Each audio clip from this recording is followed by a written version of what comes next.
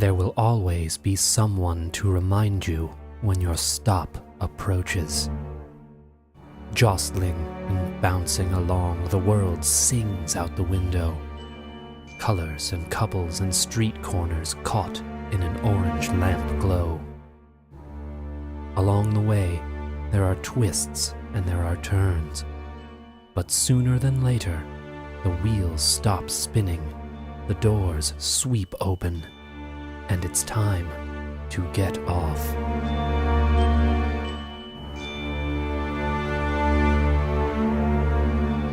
Welcome to episode 11 of Not Now, Not Here.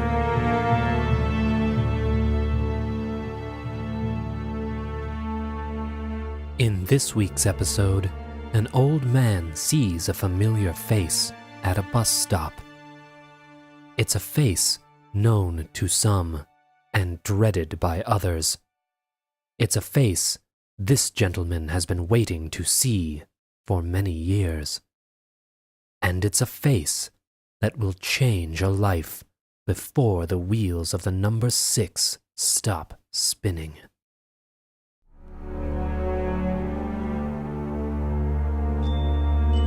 So turn down the lights, close your windows and doors, and sit back. Prepare to enter a world that is not now, not here.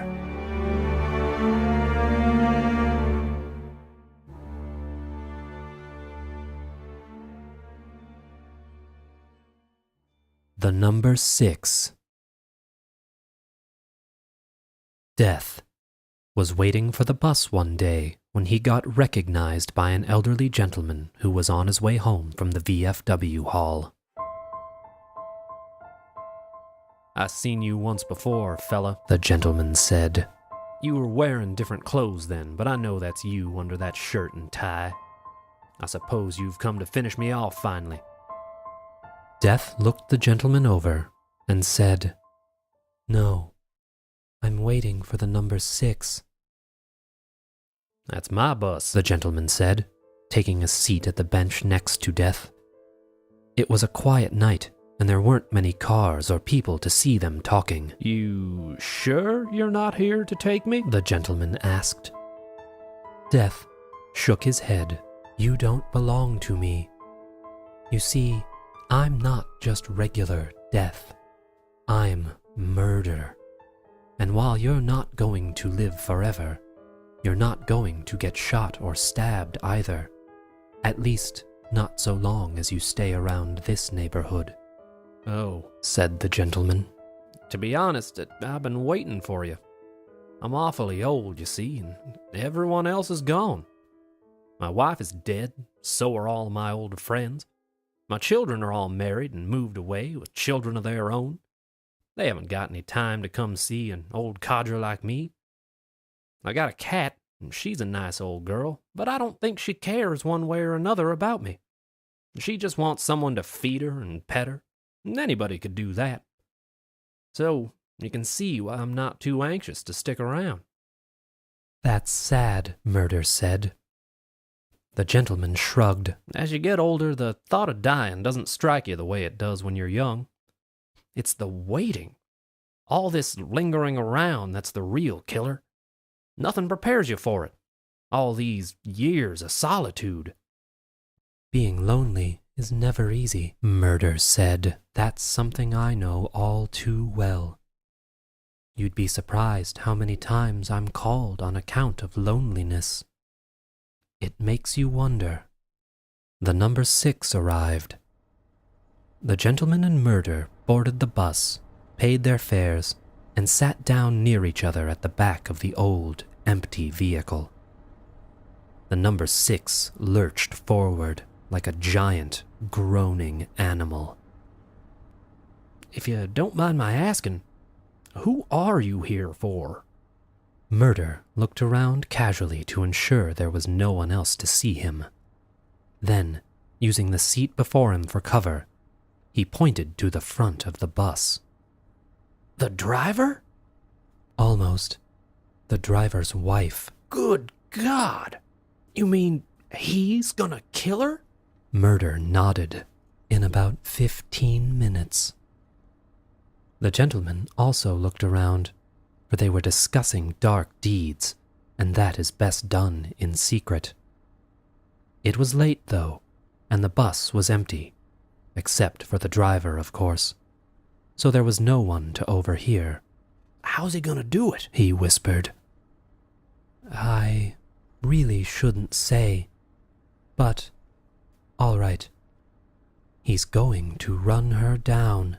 "With this bus?" "With this bus." Astounding. Not entirely a bad plan, either. Secretly, the driver has grown weary of his wife, but he can't bring himself to confront her. He would never consider leaving on his own. He's too much of a coward for that. But his heart yearns for a way out. Each night, while he dreams of just driving away, his route takes him through his own neighborhood, and in... Murder checked his watch. Murder's watch kept excellent time. 14 minutes. He'll see her crossing the street and take his opportunity. He'll say it was a tragic accident, of course, but he won't be able to keep up his lie. "You mean he's gonna get caught? How do you know?" "I've got an appointment with him in 6 months' time. An appointment with him and a special kind of chair, if you catch my meaning." The gentleman winked at Murder and tapped his nose with his index finger.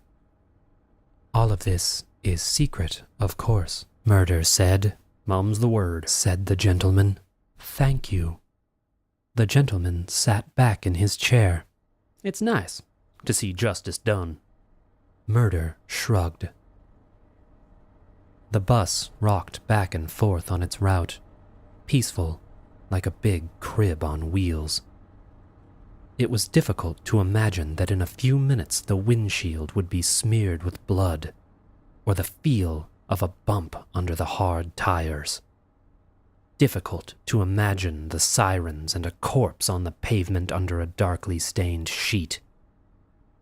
Difficult to believe the driver would soon be feigning tears. "Oh, if only I'd seen her in time." The gentleman gazed through squinted eyes at the back of the driver's head, and then he turned to Murder. "You know about fate, right?" the gentleman asked. "A person in your line of work must know about it. I mean, is it all written out ahead of time? Do we each have a plan, a path we've all got to follow?" "I really shouldn't say," Murder said. "But you did say," the gentleman whispered, catching Murder at his own words. "You said you've got an appointment in 6 months. That means you must know what'll happen well ahead of time, and so all of us must be fated to a certain destiny." "Well, the driver of the bus has an appointment with his dentist next week, but that doesn't mean he's going to be there on time, does it? It certainly isn't a prediction of his future." "No," the gentleman admitted. "But still, you must have some awareness of the future. Otherwise, you wouldn't know when and where you were needed at all. And if that's the case, if you do know what's going to happen, then you could, if you were so inclined, give me a little hint." Murder raised one dark eyebrow. "You want to know when you're going to die?" "Well, yeah, basically." "Most people wouldn't want to know that."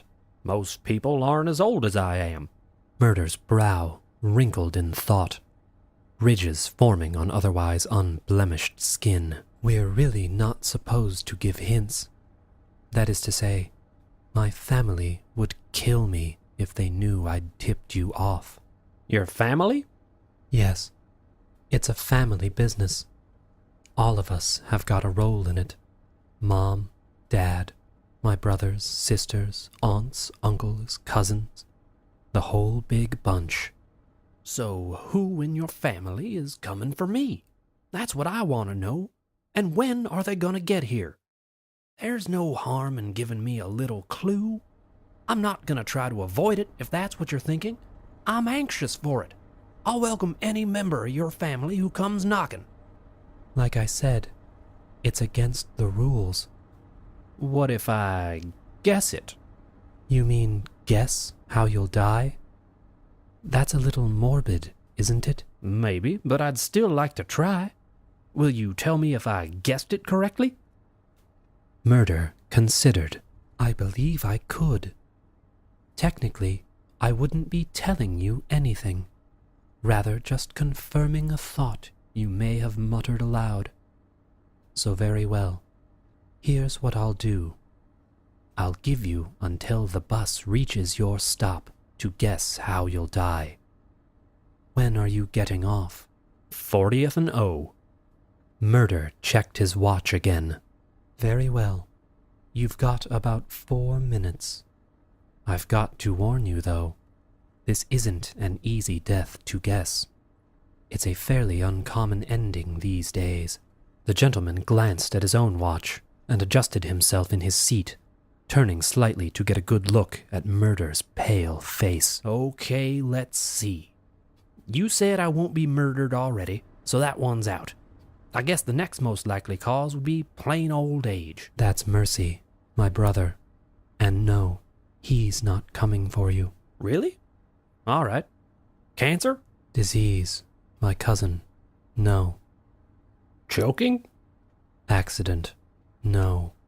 Kidney failure? Disease again. No. Liver? No. Lung infection? No. Jeez, you weren't kidding. This is a tough one. Murder raised an eyebrow to say, "Told you so." Bleed to death? No. Drown in the bath? No. Slip in the shower? No. Heart attack? No. Fall down the stairs? No. Your house has no stairs. The pub does. Ah! Alcohol poisoning. No. On and on through the failing light, the gentleman listed every cause of death he could muster. But murder cut them down, one after the other. Soon, the bus reached 40th and O Street, the gentleman's stop. The old man sighed and felt a warm gust of night air from the opening doors. Malaria. Murder slowly shook his head. In that case, I guess you stumped me. Murder extended his hand to the departing gentleman and gave him a firm handshake. People in my family are notorious for winning games like this. Try not to let it bother you. I wish I could say it wouldn't. With a wave of his hand, the gentleman got off the bus and walked quietly away. When he got home, he took off his shoes, he fed his cat, and he sat down in his favorite chair in the living room. Outside, the sun was setting red beyond the backyard fence, and the gentleman racked his brain for a cause of death that he hadn't listed. Of course, there were countless rare diseases and accidents that he hadn't bothered to name. Ebola, the bird flu, death by falling down an abandoned well. But he couldn't believe it would be something like that. At his age, the actuarial tables dictated that it would be something simple. A cause of death so basic men half his age would shrug it off. And the only places he went were his house, the grocery store, and the pub. So there was no way he was going to get burned alive, dropped out of an airplane, or poisoned by a bad cut of pufferfish. The gentleman thought back to every crime procedural, every hospital drama, every horror movie he could remember. His mind ran through each obituary he'd ever read, every ailment his friends, when they were still alive, had been afflicted by. Sweat dripped across his brow and down his wrinkled nose. Oh, to have an answer. What was it?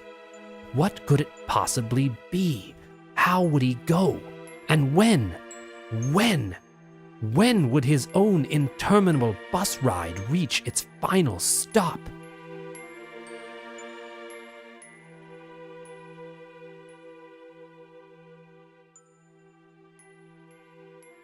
At dawn, there was a knock on his door. A night full of questions and no answers had left him exhausted, but he stood and opened his front door to find a pretty young girl standing on the stoop. She had black hair and gray eyes, and even though she was small, something about her seemed quite imposing, as if her shadow were 12 feet long. "Hello there," the gentleman said. "We haven't had the pleasure of meeting, but I think I ran into your brother yesterday. Would you like to step inside?" The girl frowned. "You met my brother? Did he tell you I was coming?" "Oh, goodness, no. I did press him on it, I'll admit, but he was as firm as bedrock and rebuked my every advance. No, your brother stuck to the rules, so don't you be angry with him. If you've got to be upset, you can be upset at me. It don't bother me no more." The girl looked relieved and, giving a faint smile that could have meant anything, came into the gentleman's house. "So, shall we do this right now and here, or would you like a cup of coffee or something first?" the gentleman asked. "If it's all the same, I'm a little pressed for time. As for where it should be done, well, any place you find comfortable will suffice." "Fine by me. I've got just the place in mind." The gentleman led the girl into his living room and sat down in his favorite chair. He petted his old cat one last time, then shooed her away so she wouldn't see. This was a dark deed, after all, and best done in secret. He looked at the girl and said, "Before you take me, would you be kind enough to tell me your name?" "Haven't you guessed it yet?" she asked. "No, not for the life of me." The girl moved in close to whisper in his ear, sending a chill down the gentleman's back. "Curiosity," she said. "That's a beautiful name." As softly as a ripple through a sheet hung in the summer breeze, Curiosity leaned near and kissed the elderly gentleman on his cheek. Somewhere in the distance, a pair of bells sounded, but that might have been a part of a dream that was simply passing through an empty house and across a pair of vacant eyes. The gentleman breathed his last breath and, with a smile blessing his lips, felt the life finally drain from his aged bones.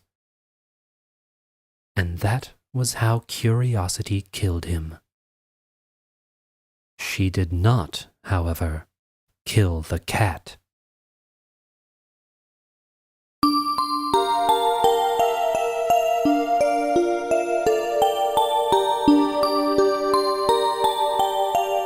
That brings us to the end of this week's episode. We hope you found it as curious to hear as we found it to make. This week's episode features music by Kevin MacLeod. The songs On the Shore, Impromptu in Blue, and Wizardtorium are used under the Creative Commons license. To view more information about the license, you can visit notnownothere.com, or you can visit Kevin MacLeod's site at www.incompetech.com. The site is wonderful and has a lot of excellent music available for download, so please check it out. If you want to hear the songs featured in this week's episode, you can also go to our site for the links to each of them. Other music in the episode is from jewelbeat.com. If you need music for any of your own projects, Jewelbeat is another great choice. freesound.org also provided sounds of a less musical variety for the episode. This podcast is written and performed by Phillip Kohtz. If you like the stories you hear on Not Now, Not Here, please subscribe to us on iTunes or visit notnownothere.com to download all the previous and future episodes. Until next time, dear listeners, may the wind be ever at your back.